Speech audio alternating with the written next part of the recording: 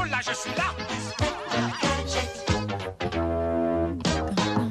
Face au risque d'arrêt maladie abusif, aujourd'hui, les employeurs qui souvent sont démunis lorsqu'ils voient des arrêts trop se renouveler, que font-ils ? Eh bien, ils embauchent des détectives privés pour traquer les fraudeurs. Les fraudes aux arrêts maladie, c'est estimé à 628 millions d'euros en 2024. Visiblement, la Sécu ne fait pas son boulot. Si la Sécu ne vérifie pas, elle devrait, elle est payée pour ça. Et donc, il y a des entreprises un peu désespérées qui font appel à des détectives privés pour traquer les salariés qui sont en arrêt maladie par complaisance. Alors, le problème, c'est qu'ensuite, ça ne va pas forcément au bout. C'est-à-dire qu'il y a des détectives privés qui arrivent à prouver, qui montent des dossiers, qui prouvent effectivement que le salarié est un faux malade, un malade imaginaire. Mais le problème, c'est que souvent, l'entreprise n'arrive pas à se débarrasser de ce salarié malgré les preuves. Mais l'entreprise se dit c'est quand même un dossier qui permet quand même de savoir précisément quels sont les tirs au flanc et les autres. Et ensuite, la relation entre la société et le salarié peut bien sûr devenir rapidement invivable. Alors, est-ce que c'est une bonne idée de faire appel à des détectives privés ? S'il y a de la complaisance, quid aussi des médecins qui signent ces arrêts maladie de complaisance ? Est-ce qu'il faudrait aussi les traquer ? Alors, qu'est-ce que vous en dites ? La faute, pour ça tout à l'heure, je pointais du doigt la responsabilité des médecins et de Jérôme Marty. Après, on écoutera les employeurs. Ils ont le dos large. Mourad Boudjelal. Et peut-être vous avez fait appel à un détective privé. C'est le moment de nous le dire au 32-16. Jérôme ? Non, mais tu disais les médecins qui signent des dits arrêts de complaisance. Je rappelle que l'assurance maladie est sur 1000 médecins qu'elle auditionne pour les mettre ce qu'on appelle mis sous objectif ou sous activité contractuelle. C'est-à-dire qu'on demande de diminuer son nombre d'arrêts de travail de 20 à 30%, ce qui n'est absolument pas médical, parce que tu vas devant ton médecin et puis à ce moment-là, il te dit « Ah non, désolé, j'ai dépassé mon quota, je ne peux pas vous mettre d'arrêt de travail ».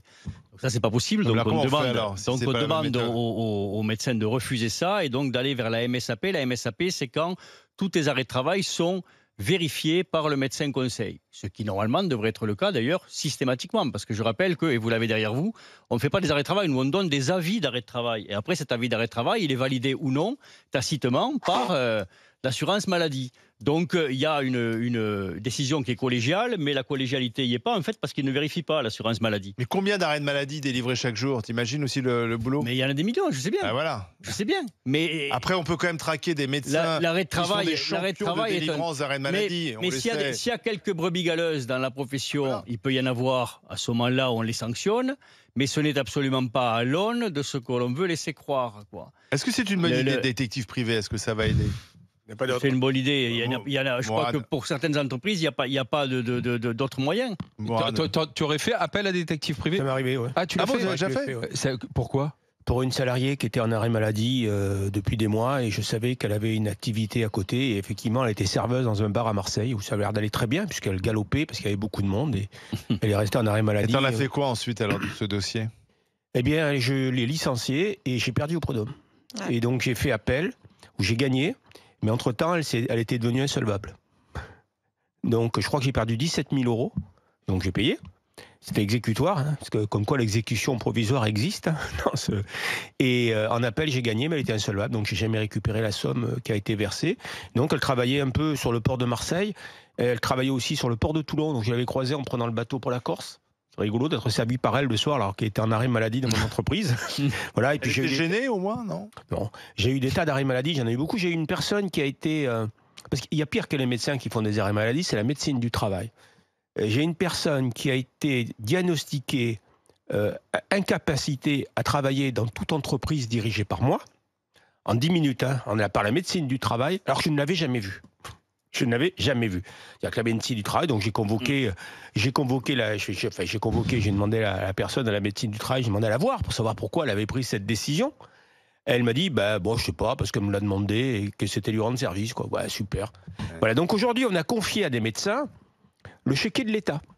Parce que chaque fois qu'un médecin fait un arrêt maladie, c'est comme s'il avait un chéquier marqué trésor public. C'est notre chéquier, c'est l'argent public. Voilà. Mais chaque fois qu'il soit quelqu'un, c'est pareil. Et alors, si tu veux, on va faire. Alors, je parle pas d'Internet, parce qu'on peut avoir des arrêts maladie. Maintenant, si tu veux, on va aujourd'hui chez n'importe quel médecin, je vais faire semblant d'être malade et je vais lui demander un arrêt maladie.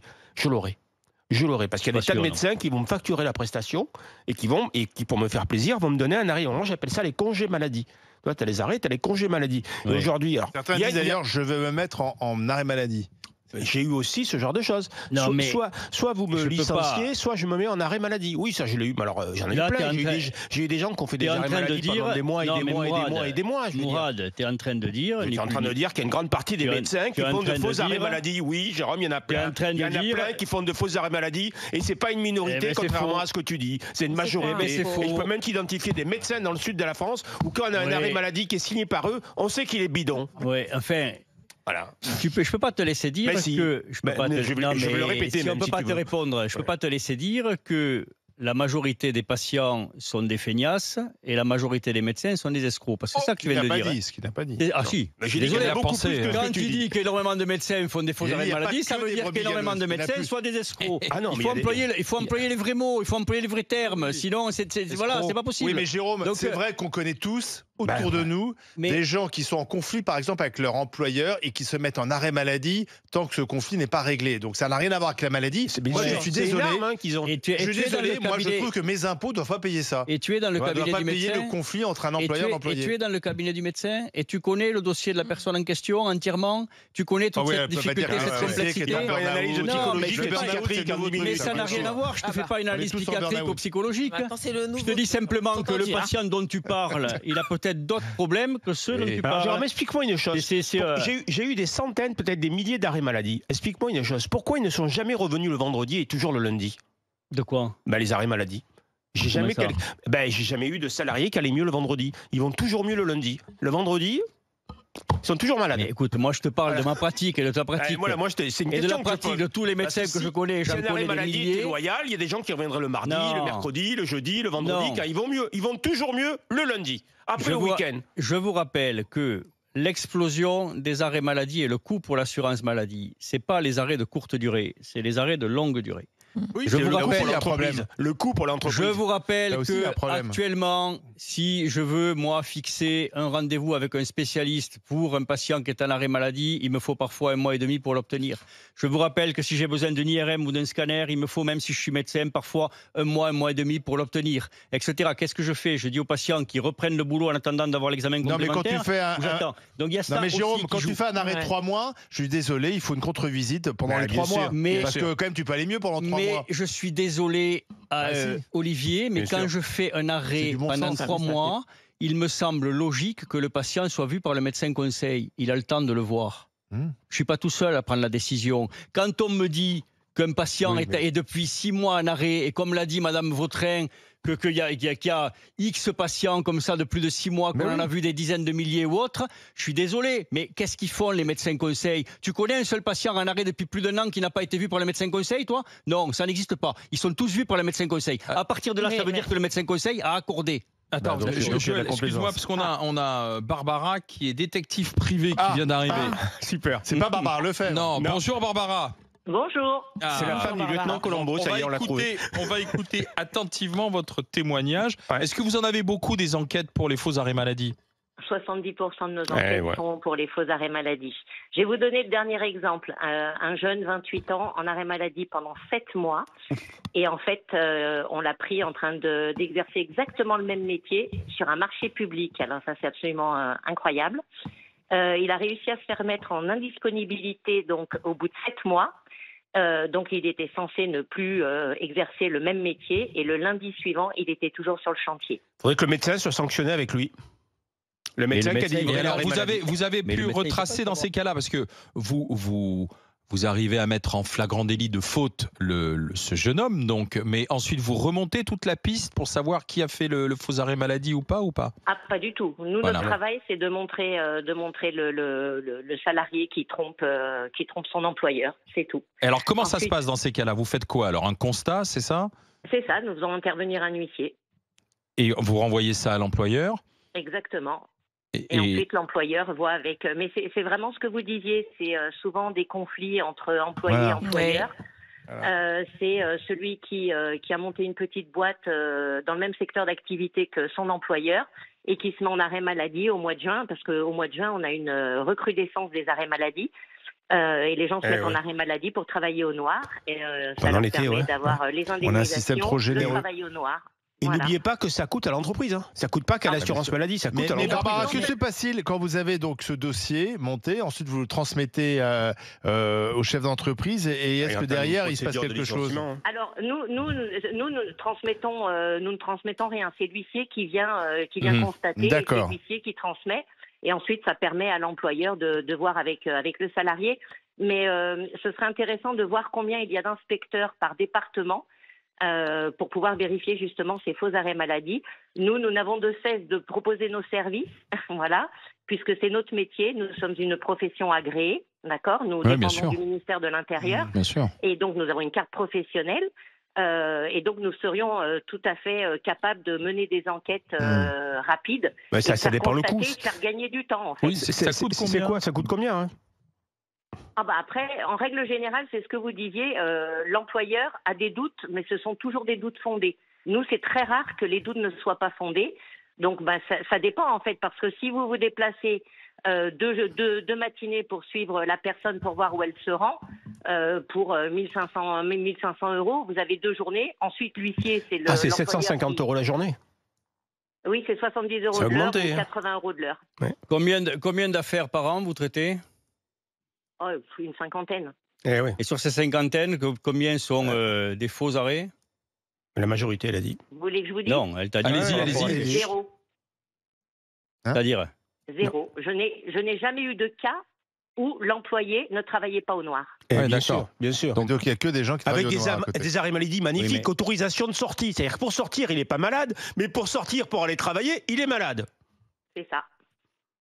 Ne perdons Et pas c'est de dans vue. quel Non, mais secteur? C'est surtout qu'il exerce exactement la même C'est profession. ça. Oui, et des fois En même plus, chez un concurrent. C'est quel secteur d'activité en général, Barbara? Le bâtiment. Le Ouais, bâtiment. D'accord. Le bâtiment, bien sûr. Barbara, en tout cas, merci de nous avoir parlé de votre Avec profession. Attends, Barbara, une dernière question. Et les que- adultères, ça marche Ouais, toujours c'est ça. Est-ce que le mari trompé, c'est terminé Ouais. alors? Si, ça Le existe. mari non, trompeur. ça fonctionne toujours. Vous avez des conséquences financières à un adultère. Ah ouais. Et pareil, 100% de... Non. Non. Ah, d'accord. Des fois, on croit qu'on est trompé. Et par on exemple, l'est si j'ai besoin de vous, de vos services, Ah, Barbara, ça me coûte combien? Attendez, là, on rentre, il vous demande un devis, là, Olivier, je crois. Exactement. Vous me demandez un devis. Si vous acceptez le Mais il est en devis, train de je vous demander envoie un devis. contrat de mandat. Voilà. Et c'est combien Vous m'envoyez tout le en moyenne? signé et on intervient. Mais après, ça dépend du cas. Ça dépend du cas. Ça dépend des informations dont vous disposez. Si on a un travail en amont à faire pour essayer Faites de la filature, c'est ça? Oui, c'est ça. Mais on est au tarif de 70, entre 70 et 100 Mais- € de l'heure. D'accord. Juste, je me permets de rajouter ce que nous demandons depuis maintenant 3 ans, qui ne coûte rien.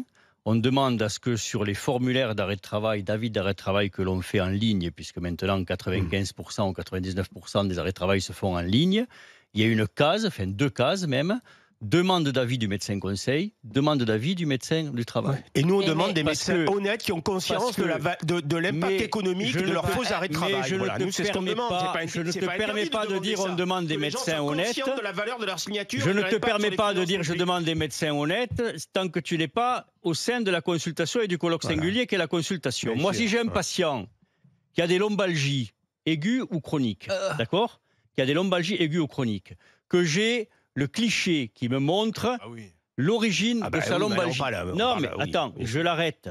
Mais peut-être que ce patient, tout lombalgique qu'il est, il m'entube parce qu'il va travailler avec sa lombalgie ailleurs. C'est tout à fait possible. De la même façon que si j'ai un patient dépressif ou autre, il peut très bien aller bosser ailleurs et m'avoir aussi. Mais la pathologie, elle y est quand même. Donc, si tu veux, c'est un peu facile de jeter l'anathème sur une profession Non, mais qui, d'accord. jusqu'à présent, n'a jamais démérité. Bah, pour aller alors ne dire- signez plus d'arrêt Non, mais- maladie parce que vous n'avez mais pas c'est les vrai. compétences et les Non, mais capacités. si je des- viens c'est voir, ça. si C'est un je vrai viens voir bon Jérôme, Dans le si doute, abstiens-toi. Si je ben, viens on voir va- Jérôme et je lui C'est ça. dis j'ai des idées suicidaires parce Ben que dans voilà. le boulot ça va pas, je pense que tu veux pas prendre de risques non plus, donc tu préfères m'arrêter plutôt que. Je pense qu'on va discuter un moment, que Voilà. j'ai des échelles de Beck, etc., pour voir l'état de Des sa échelles de dépression, quoi, de Beck le risque de suicidaire, D'accord. etc. Tout ça, on le regarde. Et effectivement, si tu as un score qui est un score qui montre un danger, je vais t'arrêter, oui, bien sûr. Merci à Barbara C'est facile d'avoir de gruger un témoigné. médecin pour avoir un arrêt maladie. Merci Barbara, Non, merci c'est à pas si vous facile, non. de votre Voilà. franchise, nous avoir raconté votre profession. Dans un instant, on va en discuter, on va continuer la discussion parce que imaginez qu'au 32-16, on a pas mal de témoignages qui arrivent. Jean-Pierre, il a eu un salarié qui a fait des arrêts maladie avec 5 médecins différents. D'abord, Joël, qu'est-ce que tu en dis, toi, de cette Non, mais histoire moi, je dis que c'était magnifique parce qu'on a accusé les salariés, donc c'est des fraudeurs, etc. On a accusé les médecins, ce sont aussi des fraudeurs. Par contre, les entreprises, pépère. Moi, je dis que lorsqu'une entreprise a ce problème d'arrêt maladie récurrent, il faut s'interroger sur son management. C'est important de voir aussi que lorsqu'un management est mal fait, et à la française, je vous assure que le management, c'est pas ça, on n'est pas hyper bon dessus, eh ben, ça crée des arrêts maladie aussi. Et oui, on parle de conflit, c'est marrant. Oui, ah oui, il est en conflit avec sa direction, là, c'est un arrêt maladie. Mais le conflit, excuse-moi, ça crée de l'angoisse, ça crée ça peut créer des problèmes psychologiques. C'est pas juste, je suis fâchée avec mon employeur. Moi, je te le dis, un jour, je suis sortie de mon travail en pleurant. Et d'ailleurs, je en parlais tout à l'heure avec le maire parce que je lui disais que la pression en fait qu'on ressent dans le logement social lorsque tu as des milliers de demandes qui arrivent. Je faisais des heures sup, j'arrivais pas à éponger le flot, etc. J'essayais à ma manière, en tout cas, d'essayer de loger le plus de personnes possible. L'employeur qui comprend pas ce que tu racontes. Plus la restructuration, parce qu'en fait, dans le logement social, il faut savoir qu'on a été restructuré plusieurs fois. Donc, j'ai déménagé, mon entreprise a déménagé 3 fois en 5 ans. Je suis sortie un jour, je me suis mise à pleurer, j'ai appelé mon médecin, je lui ai dit, est-ce que vous pouvez m'arrêter? Je lui ai pas dit, je viens vous voir, il m'a dit, venez tout de suite, il me connaît très bien, c'est mon médecin de famille. Je suis venue, il m'a dit, qu'est-ce qui va pas? Je lui ai expliqué, il m'a arrêté. Et heureusement qu'il m'a arrêté. Heureusement, je te le dis, j'étais en détresse totale. Donc moi, je veux bien qu'on accuse les salariés, c'est des fraudeurs, les médecins, c'est des fraudeurs, mais les entreprises qui managent de manière dégueulasse, intentionnellement, ou alors encore, parce que regarde chez Orange, tu as vu chez Orange le nombre de suicides, voilà. Ben, le management à la française, il est zéro. Donc c'est important de voir ça aussi. Il y a une partie de management où l'employé pense qu'il est très très bon, qu'il n'est pas assez payé et qui ignore totalement les charges de l'entreprise et ses difficultés financières. Ça fait partie de ce que le salarié va appeler « je suis oppressé » et je suis agressé. Après, moi je fais partie d'une génération où il y a quelque chose qui n'est pas interdit quand on n'est pas bien, c'est s'en aller. Oui, mais je suis d'accord. Et oui, on peut s'en aller aussi. Et oui. Je suis d'accord, moi je l'ai fait. Mais je dis juste qu'il y a un moment, si on veut sanctionner, il faut aussi regarder les taux de rotation dans l'entreprise. Les entreprises qui roulent, qui font du turnover, à ce moment-là, elles aussi, elles doivent être examinées. Attendez. Parce que si la Sécu, elle voit arriver sur son bureau sans arrêt maladie de toujours la même entreprise, moi je te dis, cette entreprise, elle doit être examinée. Jean-Pierre, bonjour. Bonjour Alain, bonjour les GG. Merci d'avoir patienté, d'avoir écouté tout le monde. Alors allez-y avec votre exemple, Jean-Pierre. On a hâte d'écouter ça. Pas de souci, mais juste avant, je voudrais dire à Joël, si comme solution à chaque fois on explique que c'est la faute aussi de l'autre et qu'on trouve toujours des exemples pour dire que l'autre il est encore plus méchant que moi, c'est logique. Joël, des gens malades et des vrais malades, il y en a. On parle pas de cela, on parle des faux arrêts, des chefs d'entreprise qui savent pas manager. Il y en a. La grande majorité savent manager. Un chef d'entreprise, il met sa vie quand il monte une entreprise, d'accord. Donc il monte pas une entreprise en disant même de l'argent qu'il n'a pas souvent. Voilà, et souvent qu'il n'a pas. Et à un moment donné, on le réclame et c'est trop tard. Voilà. Donc, c'est très rare de dire je vais monter une boîte, je vais me mettre des crédits sur le dos avec comme objectif de faire chier des salariés. Voilà. Donc ça, il faut l'arrêter. C'est pas le chef d'entreprise. Racontez-nous votre histoire. La pression du chef d'entreprise, ce n'est jamais que le reflet de la pression que lui reçoit par l'administration. Je voudrais que Jean-Pierre nous raconte son histoire. Racontez-nous. Mon histoire, elle est simple.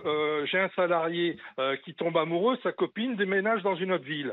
Et plutôt que de se dire tiens, je vais démissionner parce que je suis compétent et je vais trouver un boulot ailleurs, il se met en maladie.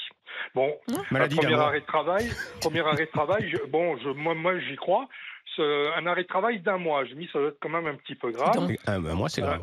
Et on m'explique, et je crois que c'est quelqu'un qui me dit tiens, j'ai vu ton ancien salarié, il travaille à tel endroit, dans une autre ville, chez un concurrent. Et ce salarié, ça a duré 9 mois cette histoire. Et quel est l'intérêt pour lui puisqu'il avait trouvé un autre boulot, de continuer à être dans votre boîte en arrêt maladie? Déjà, je pense qu'il était tellement serein qu'il n'était pas certain de passer la période d'essai chez les autres. Et du coup, je me suis retrouvé avec un salarié qui a eu 5 arrêts de travail qui ont été rédigés par 4 médecins dans 4 villes différentes, dont une on était dans le sud. Donc je crois que pour moi le problème il est là. Et pour finir l'histoire, donc j'ai dit je sais où il est, j'appelle mon avocat pour lui dire là il faut envoyer un détective privé. Il me dit ne faites surtout pas ça, vous allez vous le reprendre en boomerang et vous allez être attaqué pour harcèlement moral.